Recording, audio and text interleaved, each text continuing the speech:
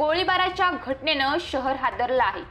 कारमधून आलेल्या काही लोकांनी एका ट्रक चालकावर हल्ला करत त्याच्यावर गोळीबार केल्याची घटना समोर आली आहे।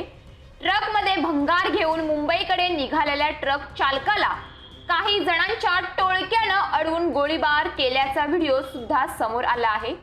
जालना शहरातील संभाजीनगर रोडवरील टोल नाक्याजवळ ट्रक चालकावर गोळीबार केल्याची घटना घडली आहे। 24 वर्षीय ट्रक चालक गोळीबाराच्या घटनेतून अगदी थोडक्यात बचावला आहे। बंदुकीची गोळी कमरेला लागली, मात्र ट्रक चालकाचा जीव या घटनेनं अगदी थोडक्यात वाचला आहे। मोहम्मद रिजवान हसाबुद्दीन असं गोळीबारात जखमी झालेल्या ट्रक चालकाचं नाव आहे।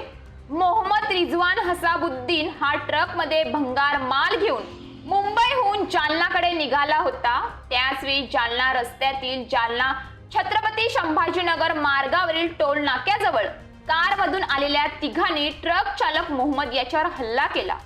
जखमी ट्रक चालकावर जिल्हा रुग्णालयात उपचार सुरू आहेत। या प्रकरणी चंदनझिरा पोलीस ठाण्यात गुन्हा दाखल करण्यात आला आहे। तसंच पोलिसांनी या प्रकरणाचा तपास सुरू केला आहे। रस्त्याच्या बाजूला ट्रक उभा असताना समोरच लावलेल्या कारमधील काही लोक ट्रक चालकाला मारताना दिसत आहेत। तो पळत असतानाच हल्लेखोर कारमध्ये जातात आणि ट्रक चालकाच्या दिशेने गोळीबार करतात। दरम्यान या घटनेमागचं कारण अजूनही समजू शकलेलं नाही। तर पुन्हा एकदा जालना शहरातील कायदा आणि सुव्यवस्थेबद्दलचा प्रश्न निर्माण झाला आहे। या थरारक प्रसंगामुळे आजूबाजूच्या नागरिकांमध्ये दहशत माजली आहे।